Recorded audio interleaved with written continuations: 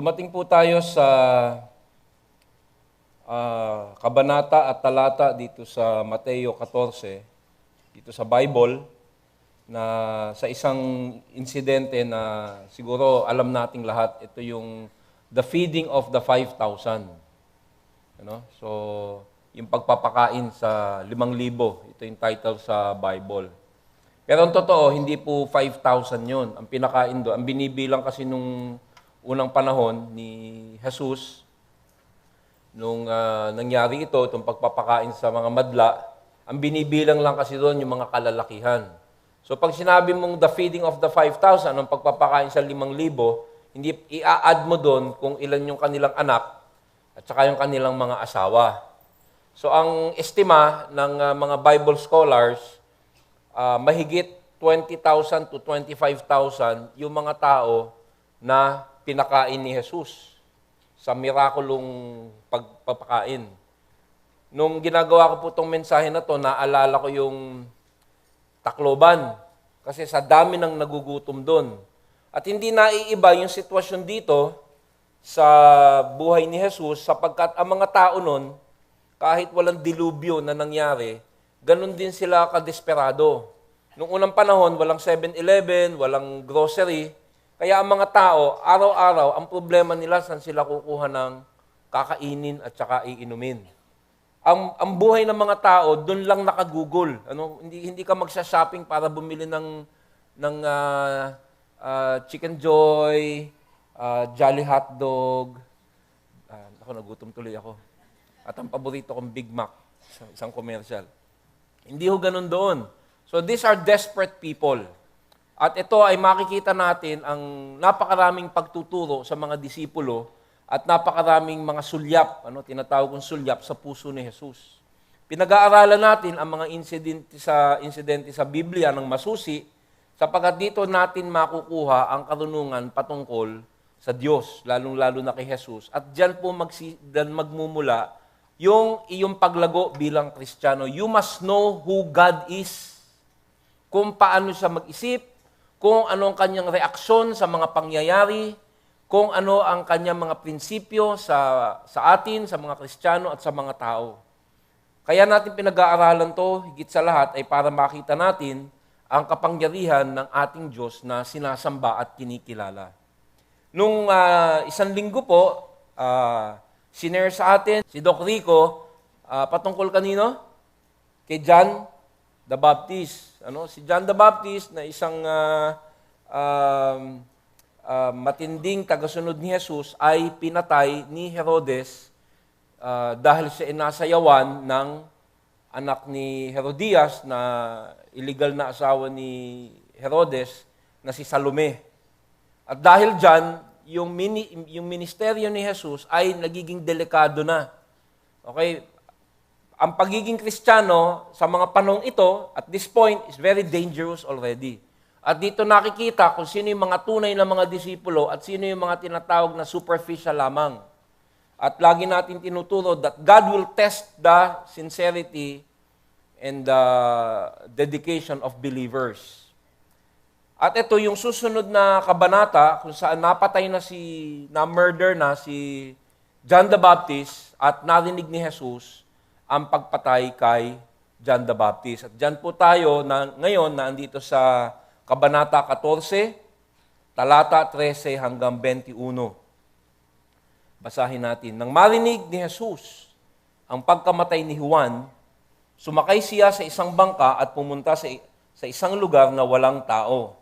Ngunit nang mabalitaan naman iyon ng mga tao, sila'y naglakad, papalabas at kani-kaniyang bayan at sinundan si Jesus.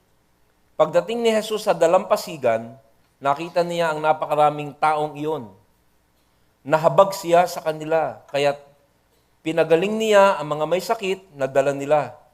Nang dapit hapon, lumapit sa kanya ang mga alagad. Sinabi nila, malapit na pong lumubog ang araw, at ilang ang lugar na ito. Papuntahin na po ninyo sa mga kalapit na nayon ang mga tao upang makabili ng kanilang makakain. Hindi na sila kailangang umalis. Kayo ang magpakain sa kanila, sabi ni Jesus. Sumagot sila, wala po tayong pagkain, kundi 5 tinapay lamang at 2 isda. Dalhin ninyo rito, sabi niya. Pinaupo niya sa damuhan ang mga tao. Kinuha ang 5 tinapay at 2 isda. Tumingala siya sa langit at nagpasalamat sa Diyos. Pinaghati-hati niya ang mga tinapay at iniutos sa mga alagad na ipamahagi ito sa mga tao. Nakakain at nabusog ang lahat. Nang ipunin ng mga alagad ang natirang pagkain, nakapuno pa sila ng 12 kaing na tinapay. May 5,000 lalaki ang nakakain, bukod pa sa mga babae at mga bata. Manalangin po tayo. Panginoon, humihingi po kami ng tulong mula sa inyo upang maging maliwanag ang pagpapaliwanag ng hindi marunong magpaliwanag at makaunawa kami pong lahat na mahirap makaunawa. Ngunit ang sabi mo, Panginoon, kung aming pagtutuunan ng pansin ang inyong mga katuruan, ang banal na Espiritu Santo ang bahala.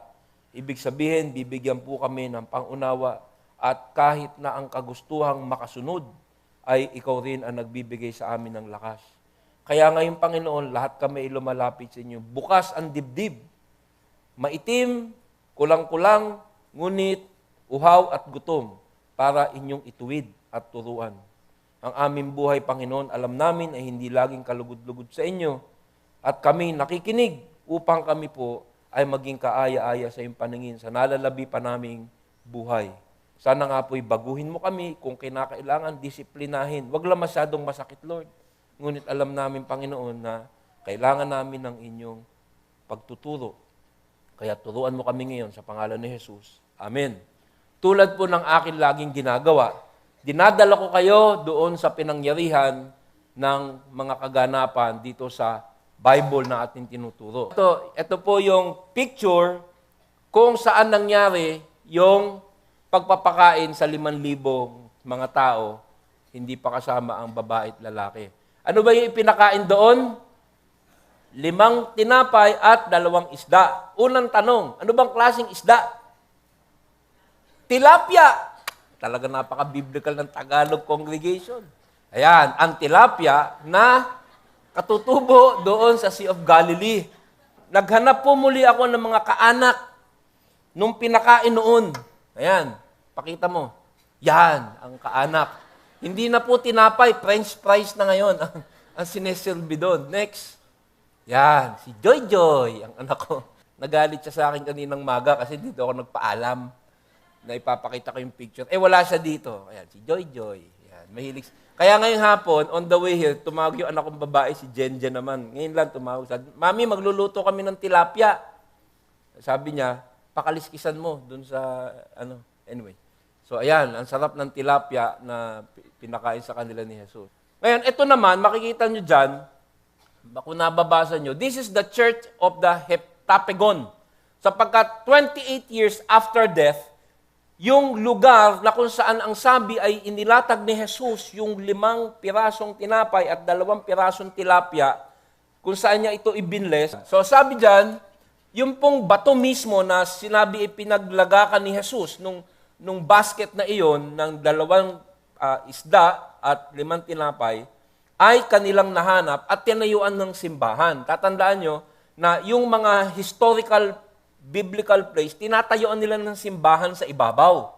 So makipapakita ko sa inyo yung bato na kung saan, ang sabi ng mga taga-Israel, 28 years after the incident, tinayuan nila ng simbahan. Kaya ito mismo yung bato na kung saan binless ni Jesus itong mga pagkain na ito. Nakalagay dyan, 28 to 350 after death. Ganun, yun po yung simbahan na nandun.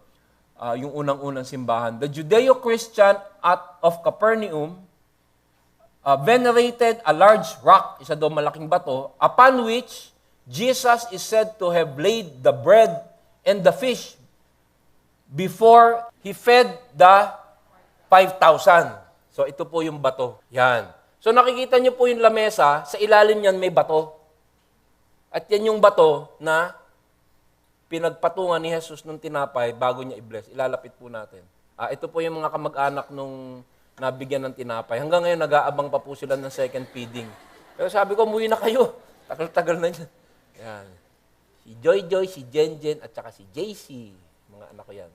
Yan. Yan po yung bato. At makikita nyo, doon yung 2 fish at saka yung 5 bread. Yan. So, wala pong bayad dyan. Libre lang yan.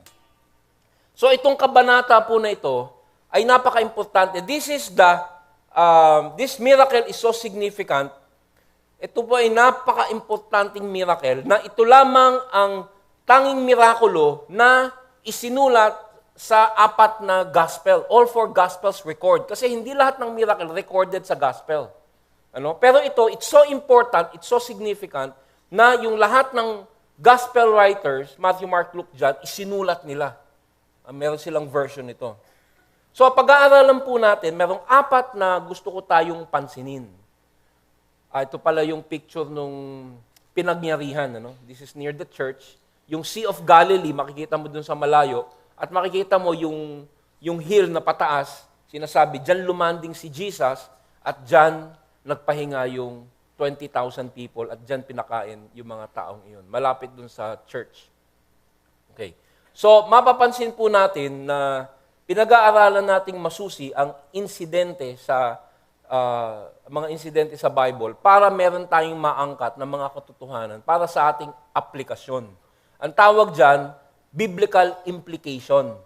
Ba't natin pinag-aaralan? Kasi yung mga katotohanan sa Bible, merong mga implikasyon yan sa ating buhay. Bakit ginawa ni Jesus to? Bakit niya ganito ginawa ang mga ganitong pangyayari? Meron siya mga prinsipyong pinapairal. At yan po ang ginagawa naming mga pastor. Pinapakita sa inyo, tingnan mo kung paano gumalaw ang Panginoon. Because He is the same God as we have now. So ang sabi po sa Kabanata 14, talata 13, nang marinig ni Jesus ang pagkamatay ni Juan, sumakay siya sa isang bangka at pumunta sa isang lugar na walang tao. Ngunit nang mabalitaan naman iyon ng mga tao, sila'y naglakad papalabas sa kanilang bayan at sinundan ni Jesus. Nang marinig ni Jesus ang pagkamatay ni Juan, umalis siya. Bakit? Kasi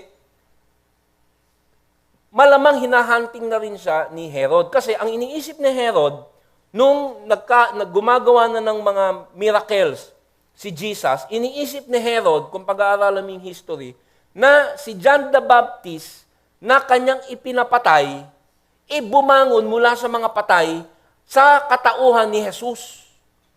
Ito yung iniisip ni Herod. He thought that Jesus Christ is John risen from the dead, kaya gumagawa ng mga kababalaghan. So itong si Herodes, guilty siya, na pumayag siya, na pugutan ng ulo si Juan the Baptist sa request ni Salome.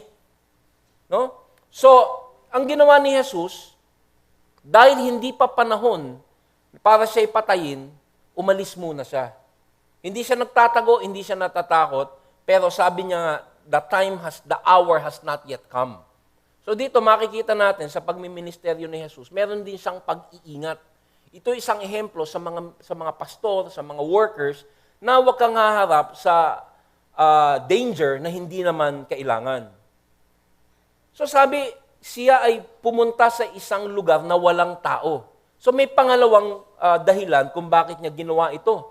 Naghanap din siya ng pagpapahinga. Wala sa Matthew to, pero doon sa ibang version ng gospel, sa John, nitong incident na to, yung araw na yon na nagpakain siya is one of his busiest days.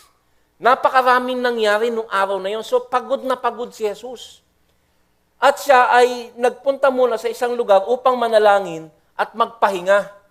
Yan po yung nangyayari dito. At isa pa, upang ang sabi ng mga ibang Bible commentators, para ipagluksa ang kamatayan ng kanyang minamahal na tagasunod na si Juan. So he is in mourning. Nagluluksa siya, nagpapahinga siya, at umiiwas siya sa peligro. Ngunit, pagpasok ng verse 14, hindi pa siya nakakapagpahinga, ay dumating na ang napakaraming tao. So sabi sa verse 14, kakalanding niya pa lang doon sa kanyang lugar sana na pagpapahingahan, nakita niya ang napakaraming tao, sinundan siya. Kasi itong mga taon to ay napakalaki ng pangangailangan. Nabasa ko sa balita, meron daw isang piloto ng Philippine Air Force na meron siyang mga kargang pagkain pero wala siyang order mula sa kanyang mga opisyal. So kahit wala siyang utos mula sa kanyang commander, inilipad niya yung aeroplano ay yung kanyang helicopter at lumanding siya sa isang lugar, kumbaga talagang wala pang pumupuntang tulong. At sabi niya, ilang segundo pa lang, eto na yung mga tao, tumatakbo, dudumugin siya. Ang dala niya lang, 10 sako ng relief goods. Kaya binaba niya, may mga picture, at umalis agad siya. Parang ganito yung nangyayari kay Jesus. Ano? Yung mga tao nun, desperado, may sakit, mga pilay, may mga ketong, gutom na gutom, at siya ay laging sinusundan dahil ang dami niya ng ginawang kababalaghan na pagtulong sa mga tao. Kaya nung ginagawa ko po itong mensahe na to, pag nakikita ko yung, kasi ginawa ko to 2 weeks, tuwing makikita ko yung sa Tacloban, naaalala ko, sabi ko siguro parang ganito ang kalalagayan. At si Jesus hindi nag-atubili. Magpapahinga sana siya, magluluksa muna sana siya, pero nung nakita niya yung mga tao, anong sabi? Sa verse 14, nahabag siya. Kaya pinagaling niya, so immediately, hindi na siya nagpahinga. Pinapila na niya, medical mission agad. Bakit natin pinag-aaralan to? Bakit kaya inilagay sa Bible to? Yan ang lagi mong tatanong, bakit nasa Bible yung talatang yun? Kaya nga, pag ikaw'y naging pastor o ikaw'y naging Bible teacher, huwag mong lalaktawan yung bawat talata sa Bible. Inilagay yan dyan para meron tayong makuhang katuruan. Unang-una, makikita natin dyan ang sulyap sa puso ng Diyos. This is the heart of God. Tandaan mo, pinag-uusapan natin Diyos, ang lumalang ng lahat. Nakakita ka na ba ng picture ng sanlibutan? Yung mga picture ng araw? Na kailangan mag-travel ka ng yung tinatawag nila 1 billion light years. Meron daw bituin, 1 billion light years. Alam mo ba yung sabihin ng 1 billion light years? Sabihin, magta-travel ka ng 1 billion years sa bilis ng light, ilaw, para makarating dun sa planetang yun. Sinong lumalang yan? Ang Diyos, si Jesus. At ngayon, nakikita natin, yung lumalang nun, ito yung puso niya. Pag nakakita siya ng mga tao na naghihirap, nahahabag siya. Hindi ba napaka-importanting katotohanan yan? That is very important that we see that. Ang Panginoon, makikita natin dito sa Kabanata 13 at 14, na marami siyang mga mirakulo na ginagawa. Kalimitan, ang paggalaw niya sa paggawa ng mirakulo ay sa kadahilanan na gusto niya magturo ng katotohanan. The miracles were done to prove na He is from God. Ginagawa niya yung mga matitinding mirakulo bilang isang patunay na yung sasabihin niya ay nanggaling sa Diyos. Pagbuhay ng mga patay, pagpapagaling sa mga may sakit. Ang pangunahin niyang rason, kadalasan, ay upang mapatunayan na yung sasabihin ko ay mula sa kapangyarihan ng Diyos sapagkat Diyos lamang ang nakakagawa niyan. Kuminsan, ginagawa niya ang mga mirakulo na iyan upang pabulaanan ang kanyang mga kalaban. Pero itong pagkakataon na to, ang gagawin ni Jesus ay para sa kanyang awa sa mga tao. This is pure compassion. Ngayon, lagi ko iniisip, ano bang maituturo ko sa aking mga kasama sa CCF Tagalog? Napaka-importante na hindi mo lang nakikilala ang Diyos na isang makapangyarihang Diyos. Importante din na matutuhan mo na ang Diyos na makapangyarihan na isang maawaing Diyos. Importante yan lalo sa mga Kristiyano, lalo sa ating mga Kristiyano. Alam mo kasi minsan, ang problema ng mga lumalagong Kristiyano, sila ay nagsisisi, pero minsan nagiging masyado ka matindi sa sarili mo. You're too hard on yourself. Pag hindi ka na nakakasunod, parang sinasabi mo, hindi ako karapat-dapat. At maya-maya, gumagalaw na yung kalaban. Sapagkat sabi nga ni C.H. Spurgeon, ang number 1 na sandata ni Satanas para pahinain ang Kristiyano ay ang panglulumo, discouragement. At dapat mo malaman na si Jesus ay hindi malupit na Diyos. Na pag sinabi, EJ, pag nagkamali ka na kahit ng isang beses, kikidlatan kita.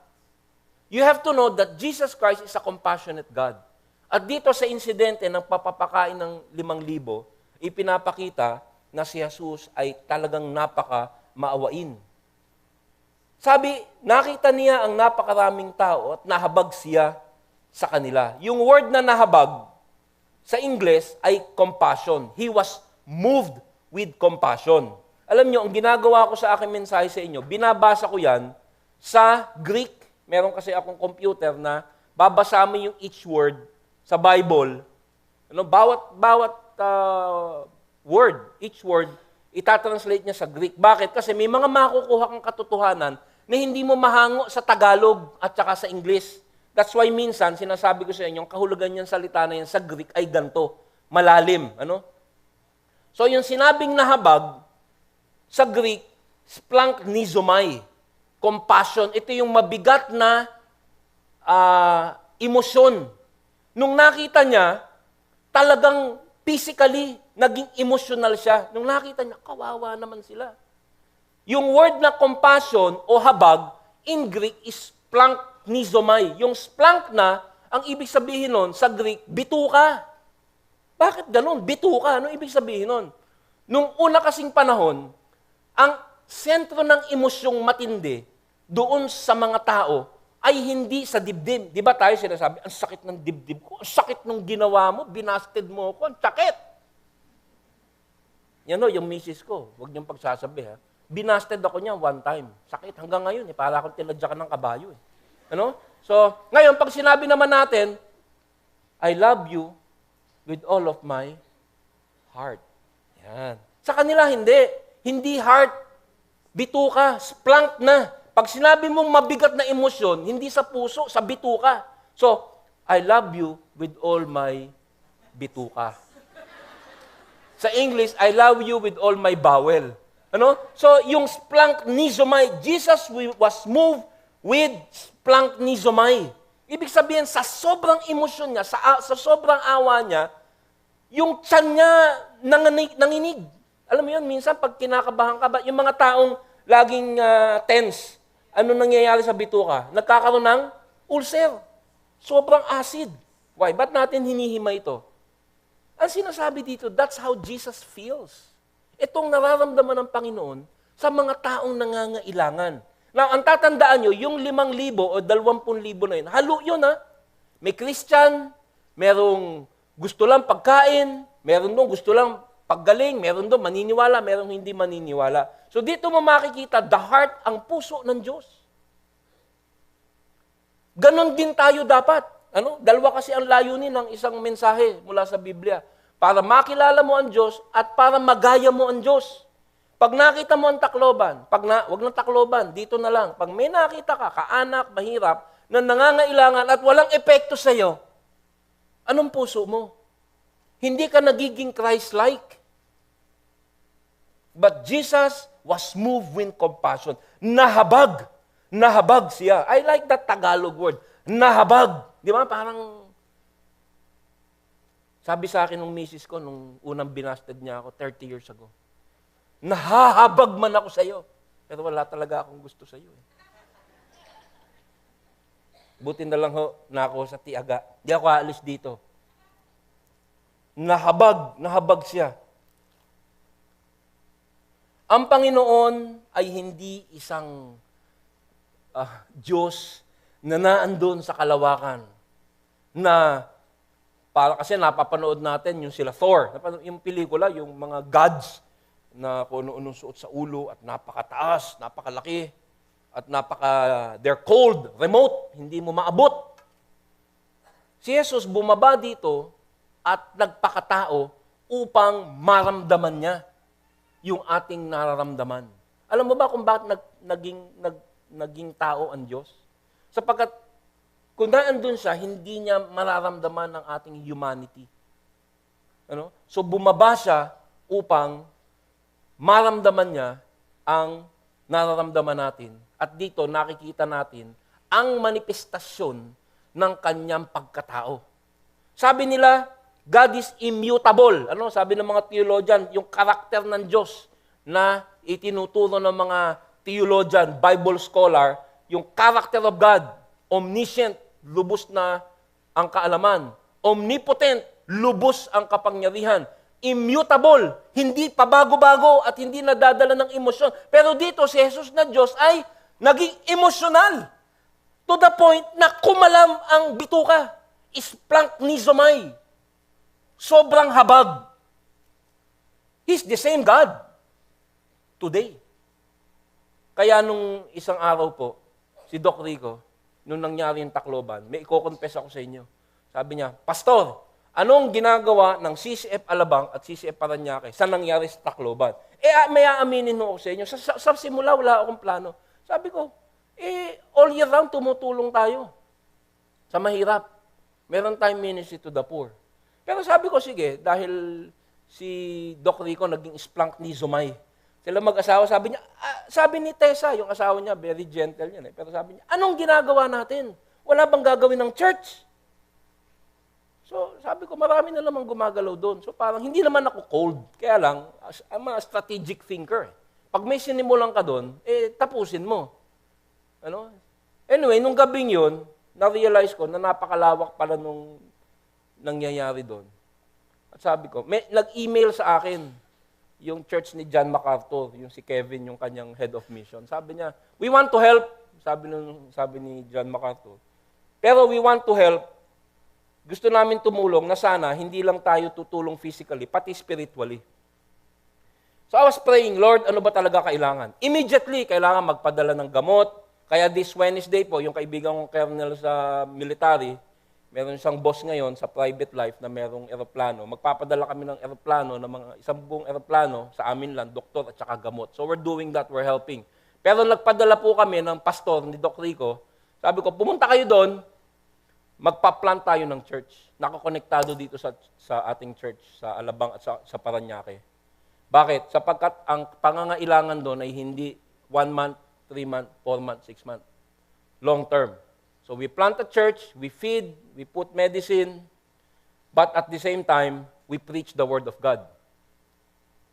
Tama-tama kasi nung hinahanda ko to, ang Panginoon ay nagpakain man, ngunit na-move siya, pero ang talagang naka-apekto sa kanya, hindi yung physical lamang, kundi yung kanilang spiritual na pangangailangan. Nakuha niyo po?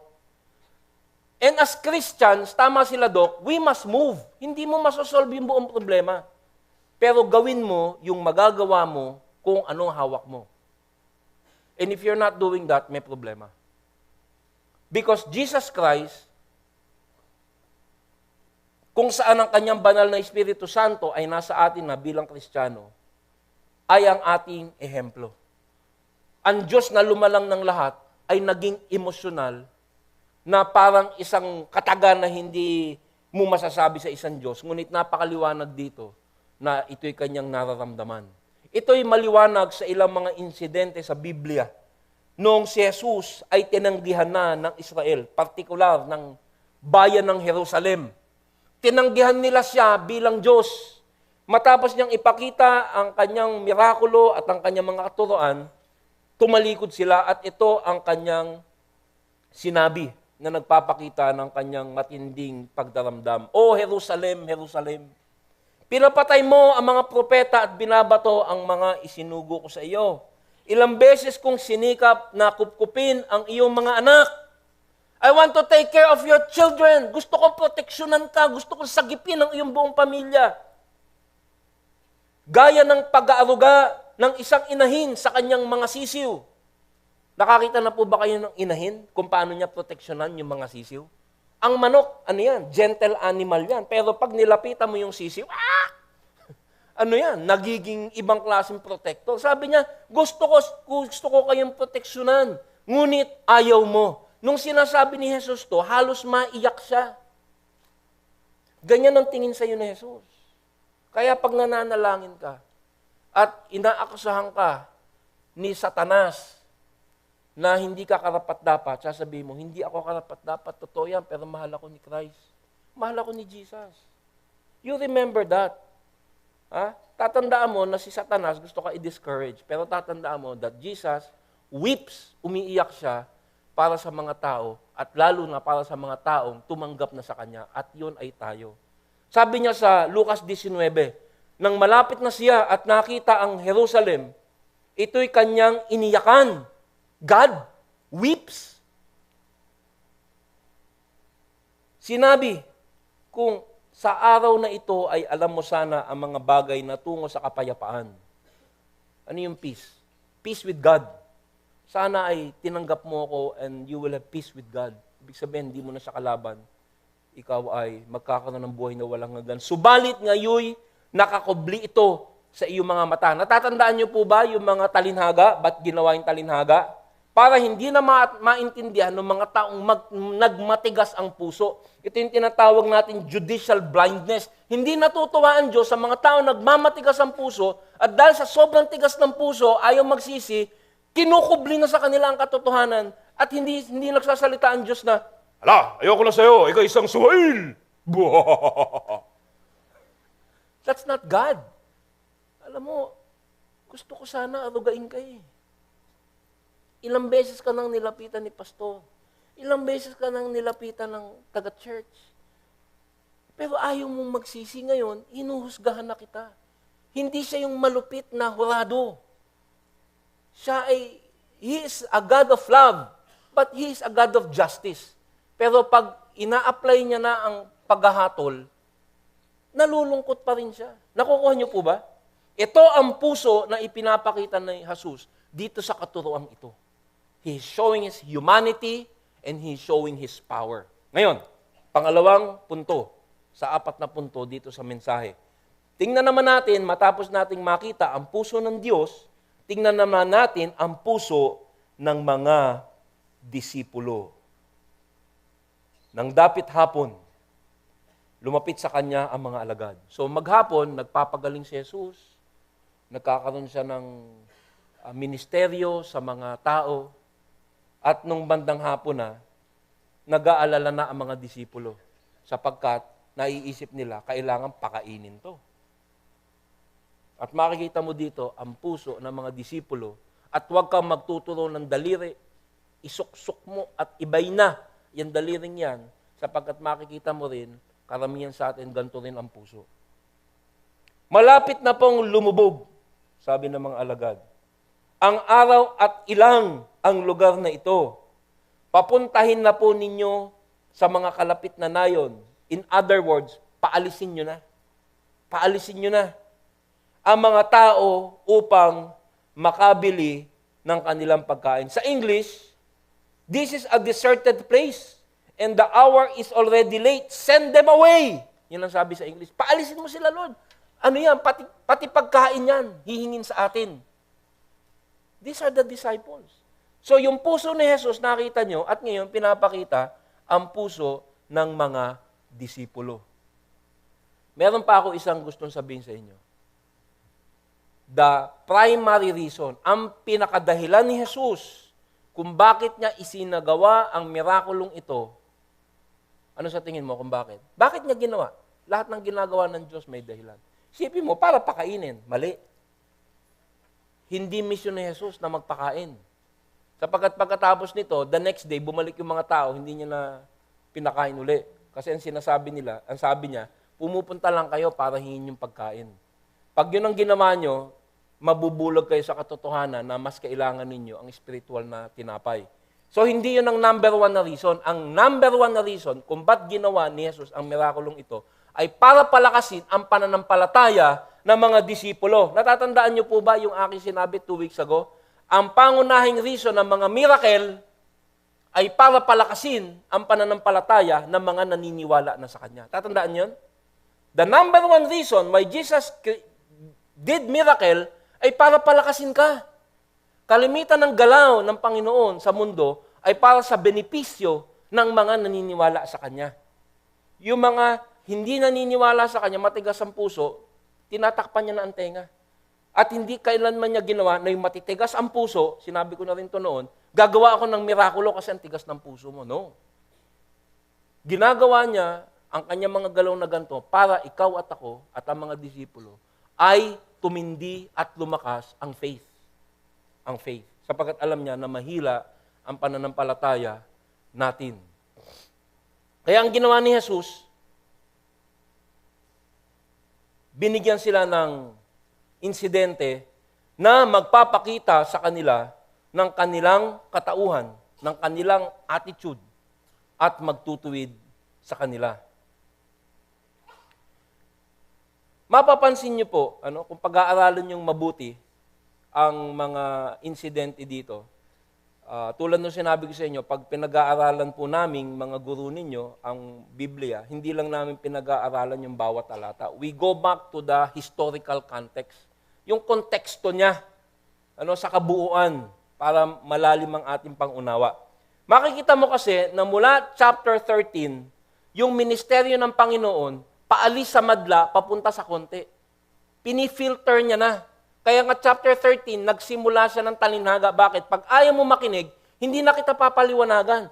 Talinhaga sapagkat ibibigay ko lang yan sa mga nakikita ko na bukas ang puso at natatandaan nyo, ang talinhaga kailangan ng paliwanag. At pag nakita niya na ang puso mo matigas, hindi niya ipapaliwanag sa iyo. So there is a narrowing of target disciples. At dito, ang lahat ng galaw ni Jesus ay nakatutok para sa mga tao na bukas ang puso sa Kanya. So this miracle is not for the 5,000. Diyan pa kayo? It's not for the 5,000. Karamihan ng 5,000 na yon, plus men, plus women and children, in a few months, sila rin sasabihin, ipako sa krus. Crucify Him. In fact, pagkatapos nito, makikita mo sa John 6, verse 7, the 5,000, dahil napakain, gusto siyang gawing hari by force. At sabi niya, ayoko. At nagsimula silang magalit sa Kanya. No, itong mirakulong ito, itong galaw ni Jesus.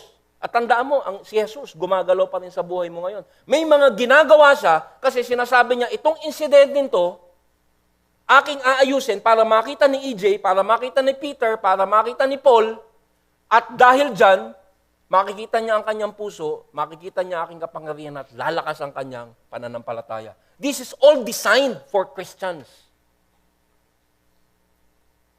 Makikita mo na yung huling taon, and this is part of the last year of his life, ang kanyang atensyon ay nakatutok na lamang sa 12.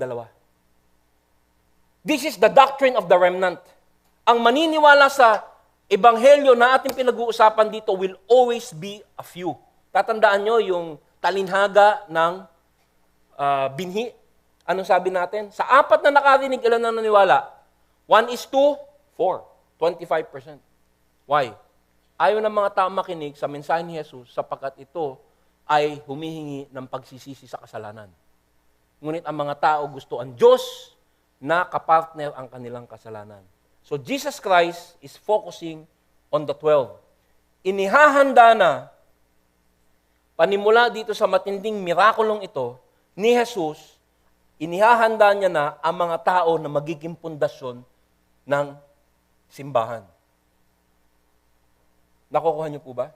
Tinetrain niya ang mga apostol sapagkat ang mga apostol, nakatuntong tayo sa balikat ng mga apostol, tayong mga nasa simbahan ngayon. We are standing on the teaching of the apostles. At inihahanda ang mga apostol at itong mirakulong ito ay isa sa pinakamatinding pagsasanay. So nakita nila na ang kanilang puso ay malamig, hindi katulad ng mainit na puso ng Panginoong Hesus para sa mga nangangailangan. Kaya ang pangatlo po nating punto, verse 16, ay ang pagsubok. Sinubukan sila ni Jesus.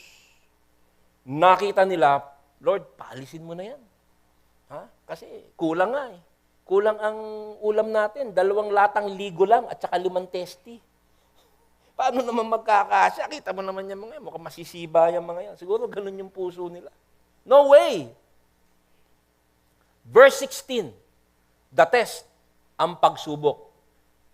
Pay attention kasi may aplikasyon po sa atin yan because Jesus has the same strategy. Parehong strategy, ang kanyang strategiya sa iyo at sa akin. May problema. Merong matinding pagsubok. Merong sitwasyon na alam nilang matindi. Mga tao nagugutom. Mga tao kailangan maministeryohan. At matindi ang kanilang kawalan ng kakayahan. Ang sabi sa kanila ni Jesus, matapos nilang sabihin paalisin, ito yung sabi ni Jesus, hindi na sila kailangang umalis. Ito yung matindi. Kayo, sila, at you feed them. Kayo ang magpakain sa kanila. Yan ang pagsubok.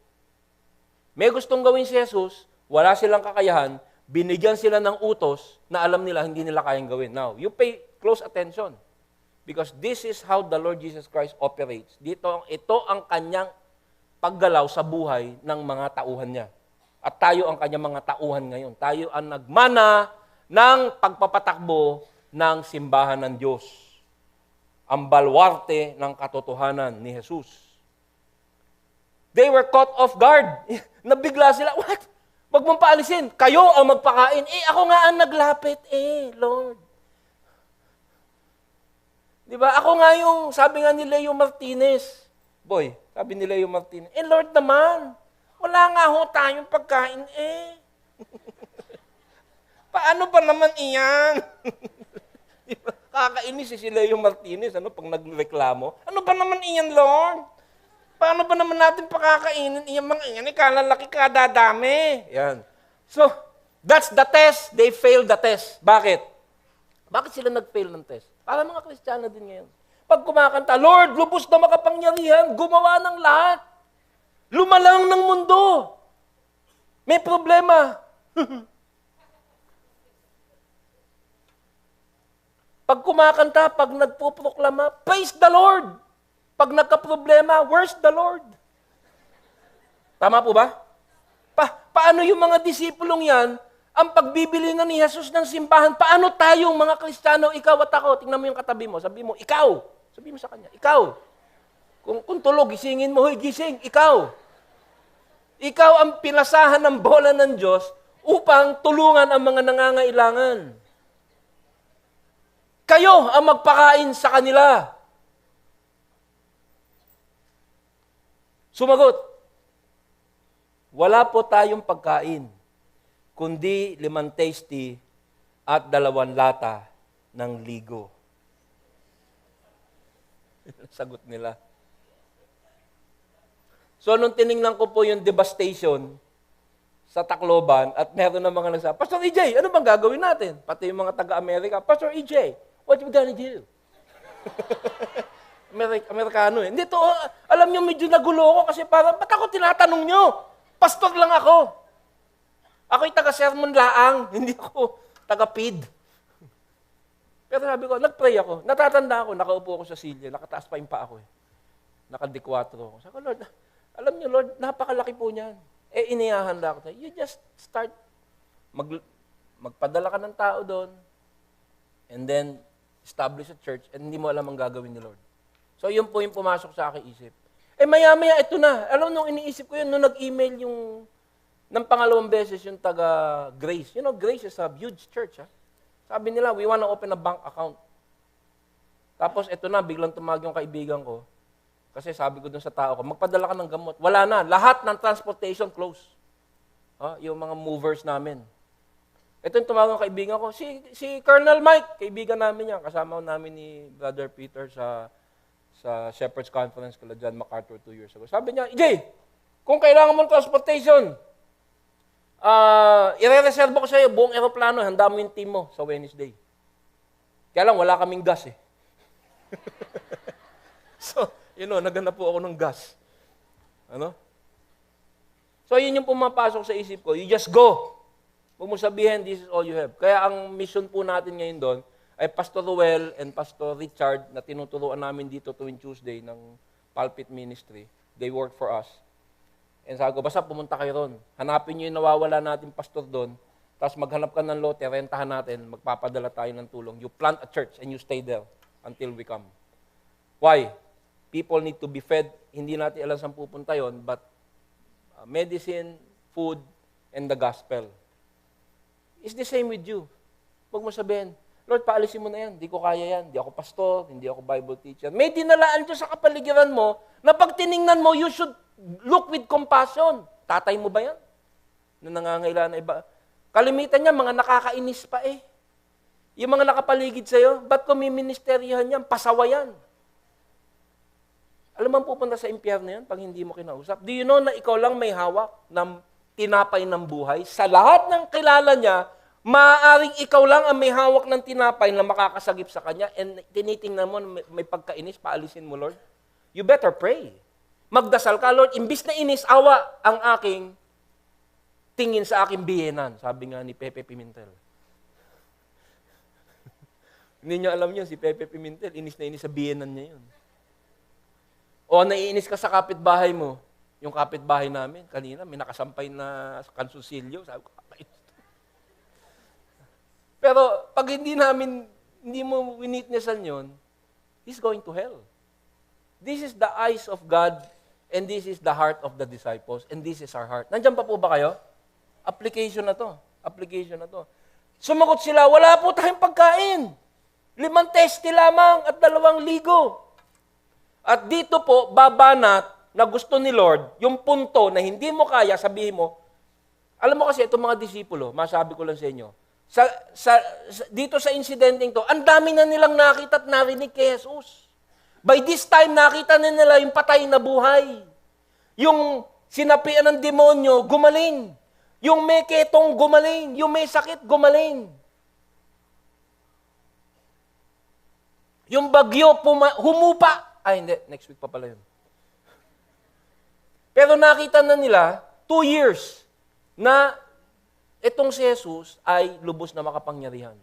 At dito pumapasok sa iyo at sa akin, at inaasahan sana ni Jesus sa kanila, ang mga sinasabi sa Hebreo 11:1 hanggang 3. Ang pananampalataya ay pagtitiwala na mangyayari ang ating mga inaasahan at katiyakan tungkol sa mga bagay na hindi nakikita. Kinalugdan ng Diyos ang mga tao noong una dahil sa kanilang pananampalataya sa Kanya. Dahil sa pananampalataya, nauunawaan natin na ang sanlibutan ay nilalang sa pamamagitan ng salita ng Diyos. At ang mga bagay na nakikita ay mula sa mga hindi nakikita. Pag nanampalataya ka, Lord, wala tayong tinapay, wala tayong papakain, pero what's the problem? You are God. Ikaw yung lumalang ng mundo. Ano ba yung lumalang ka ng tasty, biskotso, pandikoko? May mga paborito natin tinapay. Egg pie. Wala yan sa'yo. Yan ang inaasahan nila. Hindi ko nakikita yan, but you can do it. Sapagkat mas mahirap maniwala at ikay nanampalataya, mas matindi ang iyong pagbibigay pugay sa Diyos na iyong sinasamba. Nakita mo? Pag mahirap ang sitwasyon, talagang iniiyakan mo na, ngunit sinabi mo, sa gitna na yung pagluha, but God is a mighty God. Ang sagot nila kay Jesus, dapat, Lord, wala tayong tinapay, but you are God. Hindi namin ang alam yung gagawin, ngunit kaya mong gawin. Ngunit hindi ganun. Kaya sabi ni Lord sa verse 18, at ito rin ang sinasabi niya sa iyo, sa gitna na yung pagsubok na mangyayari, maniwala ka sa akin, yung 5 tasty at 2 ligo, dalhin ninyo sa akin. You bring to God. Lord, ito lang ang kaya ko. Meron pa ako isang application dito. May mga Christian na sinasabi mo kay Lord, Lord, ang hirap mamuhay Kristiyano. Habang lumalago ka bilang Kristiyano, pag nagkasala ka, nagkamali ka, yung pighati mo tumitindi. Nararamdaman yan? The more you mature as a believer, the more you want to please God. At sabi ko nga, babanatan ka ni Satanas na panghihinain niya ang iyong loob. Kaya, minsan sasabihin mo, Lord, kulang ang aking pananampalataya. Yung ipinapagawa mo sa aking karakter at pagkakristyano, hindi ko magawa sapagkat ako'y mahina. Ito lang ang pananampalataya ko. Ganon din ang sasabihin niya sa'yo. Dalhin mo sa akin ang maliit mong pananampalataya. Alam mo kung paano yan? Aplikasyon ko dyan. Every morning, I pray. Kasi pag nag-pray po ako sa morning, nire-review ko yung araw ko the day before. Lord, nakita mo ba ako kahapon, 1 p.m. kahapon? Yung reaksyon ko, alam ko, hindi ka lugod-lugod sa'yo. Hindi ka pa ba nagsasawa sa akin? Minsan nga sinasabi ko, Lord, iuwi mo na ako. Kasi, ang tanda-tanda ko ng Kristiyano, minsan kulang na kulang pa rin ang aking pananampalataya. Ito, napag-aralan ko, hindi, tama yung ginagawa mo. Bring it to the Lord. Lord, turuan mo ako na maging katulad mo. Maawain, matuwid, nagsisisi. Minsan sasabihin ko pa, Lord, kahapon nagkasala ko, yung dati kong kasalanan, naliay ako. Napatingin ako, natempt ako. Sabihin natin. Example lang po, hindi totoo yun. Ha? Kunyari lang, baka sabihin nyo. Kunyari, ganun na nangyari. Sabihin, galin mo sa akin yung buhay mo at tuturuan kitang maging matuwid. Sapagkat yung tinatawag na banal na pagkayamot, kaya ako nayayamot na hindi ako sapat, yun mismo ay isang provision ni Lord para gusto kong matuwid. Nakuha niyo po ba? So sabi ni Lord, dalhin mo yung sarili mo sa akin, EJ, in prayer, at ikaw ay aking gaganapin. bibigyan kita ng provision sapagkat ako ang Diyos na lumikha ng lahat. Ito yung dapat sinabi ng mga disipulo. Ikaw ang lumikha ng lahat. Saan ba natin nakuha yan? Yan ay nasa Genesis 1:1. Nang pasimula ay nilikha ng Diyos ang langit at lupa. Ito yung pananampalataya na gusto sanang marinig ni Jesus. When the beginning, God created the heavens and the earth.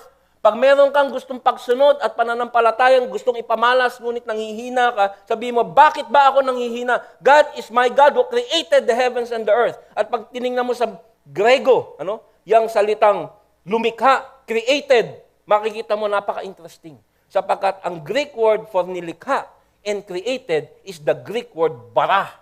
Ano ba yung bara? It is creating from nothing. Creation ex nihilo. Ex nihilo, sabi ng mga theologian. Ang mga mirakulo ni Jesus ay tinatawag na miracle ex nihilo. Yung matang bulag na walang bilog na mata ay nagkakaroon. Yung putol na kamay ay nagkakaroon ng kamay, tumutubo. That is the God na nakita ng mga disipulo. Tumutubo yung kamay. Nagkakaroon ng mata yung doon sa butas, sa ulo na walang mata. Yung patay na walang buhay, nagkakaroon ng buhay. Yung si Lazarus na nabubulok na, lumabas pa. At nung nawala ng tinapay, ang sagot, you are the creator, the ex nihilo creator. At ikaw, na nakikinig sa Matthew for 2 years, pinakilala sa'yo sa mirakulo ng gospel na na-preserve, napakinggan mo. Dapat ang faith mo matindi. Sapagkat kilala mo si Lord. Ito ang basihan ng Philippians 4. Be anxious for nothing. Huwag kayong mabalisa sa anumang mga bagay, kundi sa lahat ng mga bagay sa pamamagitan ng pananalangin ay pagsamo na may pasasalamat ay ipaalam ninyo ang inyong mga kahilingan sa Diyos. But in everything by prayer and petition with thanksgiving, present your request to God, and the peace of God which surpasses all understanding will guard your hearts and minds through Christ Jesus. Kung ang ginawa ng mga disipulo, pinamalas nila ang kanilang pananampalataya sa dami ng ginawa at sinabi sa kanila ni Jesus, magkakaroon sila ng kapayapaan na hindi nila maunawaan because of that faith. This is the faith that God expects. At pag sinabi ng Lord, magkaroon kayo ng pananampalataya, dalhin nyo lahat sa akin yan at magtiwala kayo. Kalakip ng kautusang maniwala ay kakayahang maniwala. Narinig niyo po ba yun? Pag sinabi ni Lord, huwag kang mag-alala. Kalakip ng utos na huwag mong alalahanin ang iyong anak. Huwag mong alalahanin ang iyong kabuhayan. Maniwala ka sa akin. Ideklara mo sa panalangin, Lord, wala man akong pera, wala akong pambayad sa gamot, but you are my God. Hirap na hirap man ako, but I pray to you. Kalakip ng kautusang maniwala ay ang kakayahang maniwala. At yung ganyang klaseng pag-uugali, karakter ng Kristiyano, ang magsasabi sa kapitbahay mo, may iba dito kay Alin Taling. Ikaw yun. Iba to. Pag may problema, naluluha, pero merong matinding kaligayahan at pag-asa at walang kaabalahan. Ngunit bumaksak ang mga disipulo. Pinakita sa kanila ni Jesus ang pagsubok na ito. Hindi upang malaman ni Jesus. Yung pagsubok, hindi para masubukan ni Jesus, kundi para masubukan ng mga disipulo yung kanilang sarili. Sapagkat bago pa man subukin ni Jesus ang mga disipulo, alam na niya ang reaksyon. Ang pagsubok ay ibinibigay sa atin ni Jesus, ng Diyos sa ating buhay ngayon, hindi upang malaman niya ang ating reaksyon, kundi para malaman mo ang lakas o hina ng iyong pananampalataya. At ngayong alam na nila na sila'y mahina, ginawa ni Jesus ang himala. Last point. Pinaupo niya sa damuhan ng mga tao, kinuha ang 5 tinapay at ang 2 isda. Tumingala sa langit. Nagpasalamat sa Diyos. Pinaghati-hati niya ang mga tinapay at iniutos sa mga alagad na ipamahagi iyon sa mga tao. Nung gumalaw si Jesus, walang announcement, walang malakas na anunsyo, walang paputok, walang advertisement, walang, ito na, mangyayari na, tang-tatang, ta-ta-ta-ta-tang, ta-tang-tatang, ta-ta-tatang. Walang ganon. Sabi niya, siguro napapailing siya. Grabe kayo. Grabe yung faith. Paalisin yung mga tao. Hindi nyo nakita na halos pinalis ko ang sakit sa Palestina? Dalhin nyo dito. Thank you, Lord, for this food. Oh, i-distribute nyo na. Siguro, napahiya sila. Okay. Si Philip, tsaka si Andrew, yun yung mga nagdududa. Pagbigay nila ng tinapay, 1. Pagtingin nila, 2 uli. 2 pa rin. 5 pa rin yung isda, yung tinapay. So yung himala, nangyari, hindi siya, dumami, isang bulto, isang C-130. Tandaan niyo po ito, ha? Yung himala at galaw ni Jesus, nangyayari sa gitna ng kanilang pagsunod. Hello? Ganon din siya. Sa gitna ng pagsunod mo, God will move. Kung sinabi nila, Lord, siguro magkalma ka muna, ha? Balik mo yan. Hindi, sabi, sige Lord, gagawin namin. Sinabi mo eh. Wow. So the miracle happened in the middle of obedience.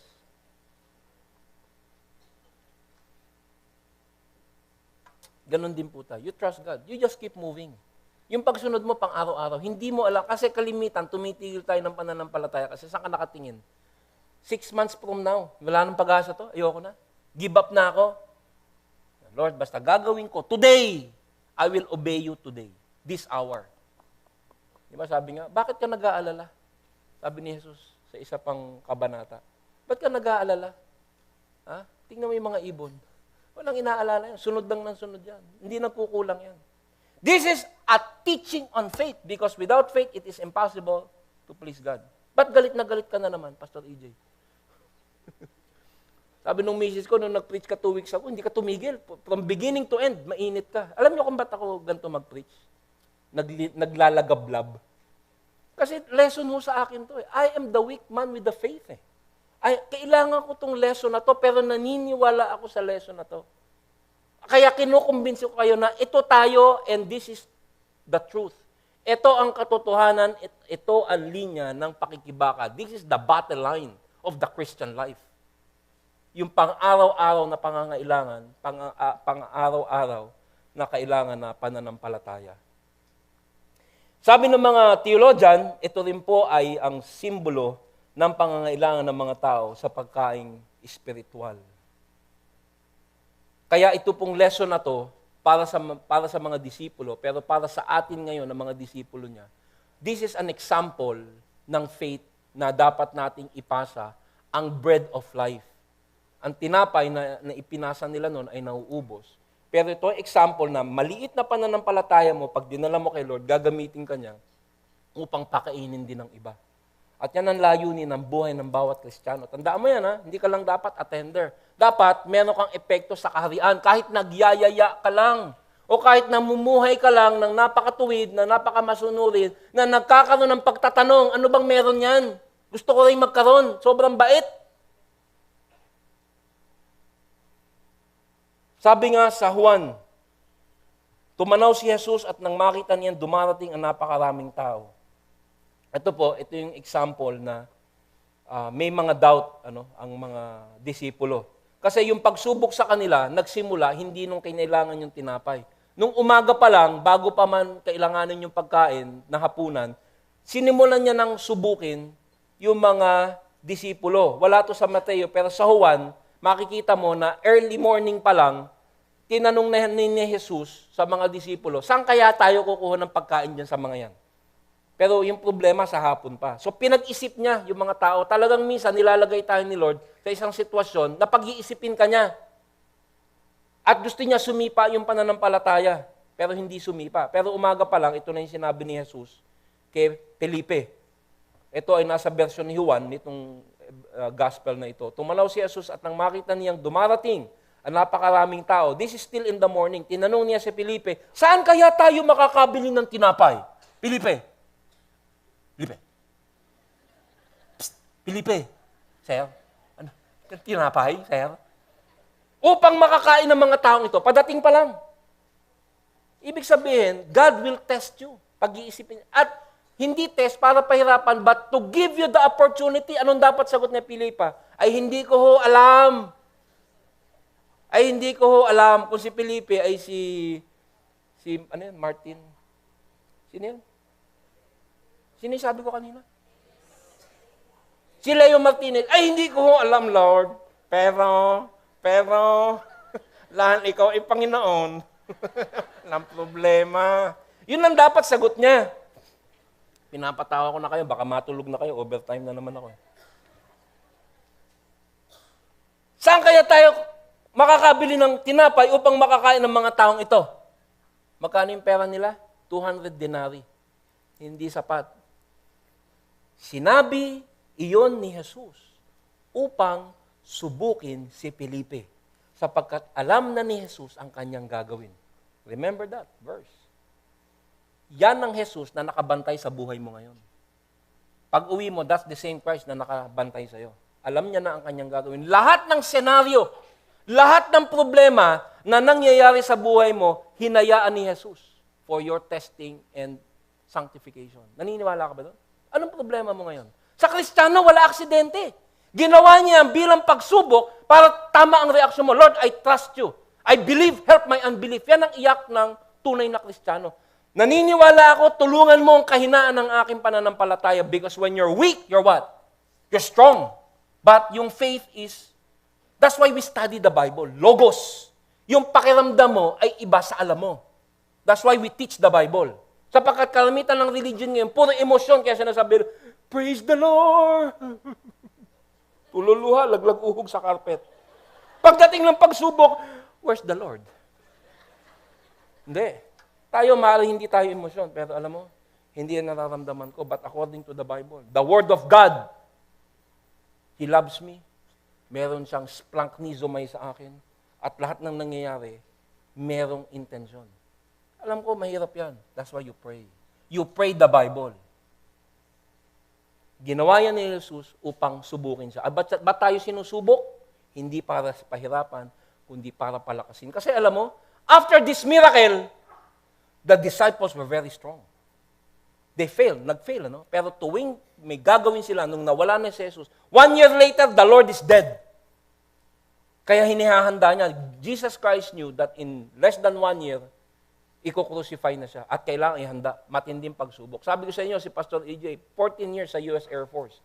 Most of that time, puro exercise. Pag umatake mga Russians, anong gagawin natin? Pag dumating ang bomba, anong gagawin natin? Pag nagkaroon ng dilubyo, lahat na. Yung nangyayari sa Tacloban, nakita namin, there are 8 warships. May nakasulat yun. Pag merong isang bansa, nakaibigan ng Amerika, nagkaroon ng dilubyo, what do? We execute plan 1 BC, Charlie, whatever. Nakasulat na yan at pinapractice nila yan. That is a Christian. This is an exercise. This is a war exercise. Yung buhay mo, yung mga problema mo, for a Christian is an exercise. At pag tama ang reaction mo, you'll emerge strong and God will use you. Nandiyan pa po kayo?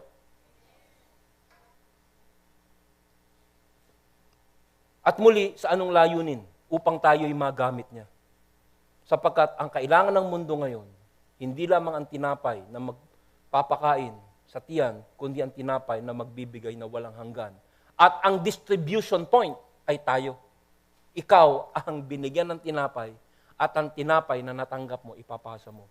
Sabi nga sa Juan 6, sinabi ni Jesus, ako ang tinapay na nagbibigay buhay. Ang lumalapit sa akin ay hindi na magugutom kailanman at ang sumasampalataya sa akin ay hindi na mauuhaw kailanman. This is why they're being prepared. At sabi sa verse 20, at nakakain at nabusog ang lahat. Nang ipunin ng mga alagad ang natirang pagkain, nakapanupa sila ng 12 kaing ng tinapay. Nakakain at nabusog. They were all filled. Inilagay yan dyan sapagkat kakulangan man nila, ngunit sa tulong ng Diyos, ang lahat ay napuno. Yung word na filled o nabusog, muli sa Griego, ay kortazo. Napaka-importanting salita. Yung kortazo, ito'y ginagamit sa pag-describe doon sa mga hayop na sobrang busog, ayaw na kumain. Nakakita ka na ba ng baboy? Sobrang busog, ayaw na kumain. No more. Hindi pa ako na. Pero ito, this is fathered up in English. The animals is so full, punong-puno, ayaw na kumain. Naalala ko po dito, pag bumibisita ako sa mga pastor natin sa buong Pilipinas, lagi ko po silang tinitreat sa mga inasal. May contest, ilang makakain mong kanin, kasi pre-refill yan sa isang petso. Ang record po, yung taga General Santos, 6. 6 na ano. Sabi ko, palagi ko, kortadso ka na. Hindi ka ba? Basta wala na. Wala na. Pagdigay niya, may lumalabas na bigas They were all cortadso, sobrang busog. At alam nyo, yung word na cortadso, sobrang busog, is the same word na ginamit ni Jesus doon sa Beatitudes. Matthew 5:6, mapalad ang mga nagugutom. At ito, hindi pagkain physical ang sinasabi. Pagkain spiritual. Mabubusog ka. Sobrang cortadso. Pag nagugutom ka, Lord, gusto ko maging Christian. Gusto ko makasunod. Pag ganun ka kagutom, sabi, mapalad ang mga nagugutom at nauuhaw sa katuwiran, sa pagsunod. Sapagkat sila ay cortadso, bubusugin. This is all an evangelistic preparation. Ang buhay mo, kapatid. Sabi mo, di man ako pastor, may kakulangan ako. You obey God every day, maya-maya ginagamit ka na. Maya-maya ginagamit ka na. At yan ang layunin kung ba't nandito pa tayo sa mundo. At sa konklusyon, may 5,000 lalaki. So, binibigay na dito sa Bible yung laki nung ginawa niya. May 5,000 lalaki ang nakakain bukod pa sa mga babae at mga bata. You're talking 25,000 to 30,000 people pinakain ex nihilo out of nothing. Something out of nothing. At ang lesson dito sa mga disipulo, pag ginagawa mo ang aking kalooban, huwag kang mag-aalala sa panggagalingan ng kakayahan. Gusto mong maging masunuring Kristiyano, pero hindi mo kaya? May mga nagsabi sa akin, gusto ko lang sumunod kay Lord, pero hindi mo ko kilala, Pastor AJ. Hindi mo alam yung nakaraan. Ano ba nakaraan mo? Lasenggo ka ba? Check. Drug addict ka ba? Check. Babaero ka ba? Check. Bakla ka ba? No, check. No. Lahat siyang pinanggalingan ko, maliban lang doon. At nung sinabi ko, Lord, tulungan mo ako, hindi ko kayang iwanan yung alak. Malalasing ako, susuka ako sa gabi, gusto ko pa. How can I be a Christian?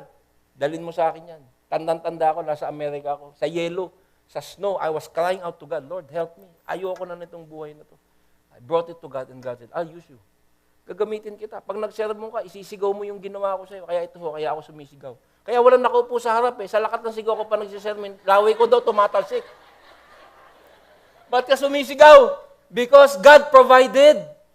Yung walang-wala, dating talagang dapat nang itapon, now preaching to you. Why? Not because hindi dahil sa meron tayo God will use you. At ito ang lesson. At yung mga disipulo, yung sinimulan nila, that's why we have a church.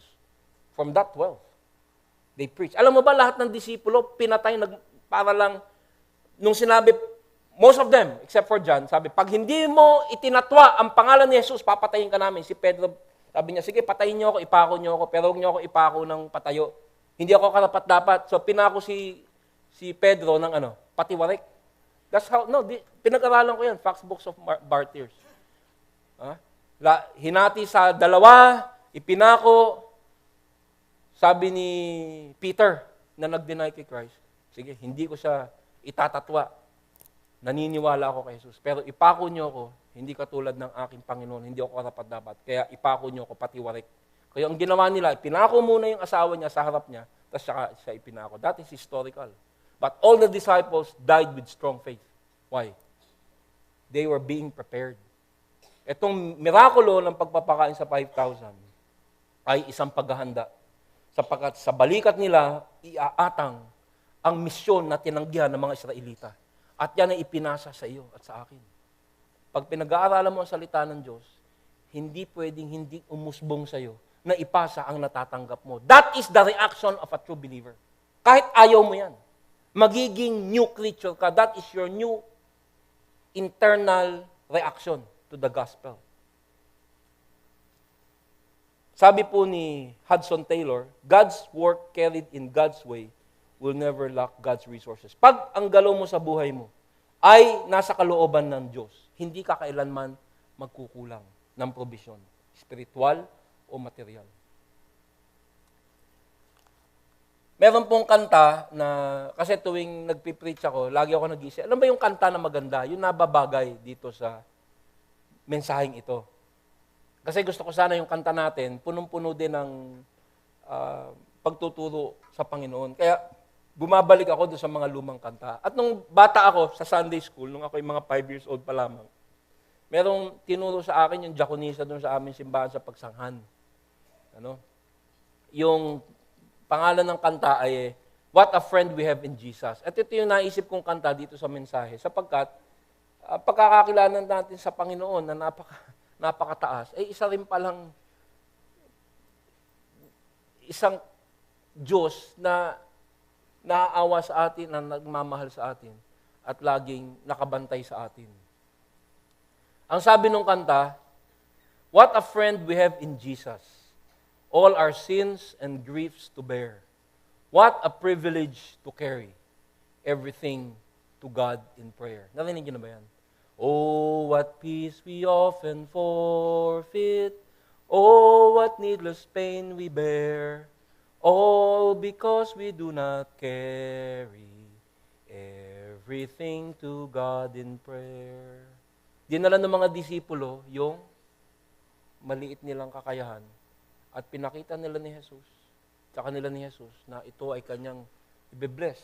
Ganon din, dalhin mo ang maliit mong kakayahan, ang iyong buhay, para kanyang magamit. And tanggapin mo ang galaw ng Panginoon sa iyong buhay. Nagustuhan niyo ba yung kanta ko? Sabi nung mga taga-Paranaque kanina, Pastor, ang galing mo pala kumanta. Pwede ka palang worship leader. Sabi ko, sip-sip. Sabi ko sa kanila, sa totoo lang, nag-apply ako dito sa, biniro ko, nag-apply ako dito sa CCF bilang worship leader. Alam mo ba yan? Pare ko. Eh nung narinig ako ng mga elders, tagal nag-isip. Huwag ka na lang mag-worship leader. Di pwede, magpastor ka na lang. Kaya ito po tayo ngayon. Tayo po'y manalangin. Panginoon, kami po ay lumalapit sa inyo kasi Lord, ang dami pong distraction, ang daming kumukuha ng aming pansin. Kaya pag nagkaroon po ng pagsubok, pagpapalakas, mga trial sa buhay, hindi kami nakahanda. Sa aming pakikinig sa banal na kasulatan, alam namin, ang layunin nito ay upang kami ihanda. Sapagkat kami na andito, hindi para intayin lamang ang aming katapusan. We have a mission. Nung kami sinagip mo, isa lang ang iyong utos sa amin. Ipasa ang kaligtasang aming natanggap ng walang kabayaran. Sana hindi po namin swapangin na kami ligtas na, kami happy na. Paalisin mo na yung iba. Wala na kaming pakialam sa kanila. Sana pag nakita namin ng aming mga kaanak, minsan yung mga nakakainis pa, mga abala, imbis na mainis, may we have the heart of Christ. Ito po ay hindi blankong panalangin. Kaya namin pinapanalangin sa inyo kasi kita namin yung aming puso. So we confess to you and we cry out to you. Bigay mo sa amin ang puso ni Jesus. Kalakip ng aming pagkukumpisal na kapareho namin ang puso mga disipulo na gustong paalisin ang mga abala.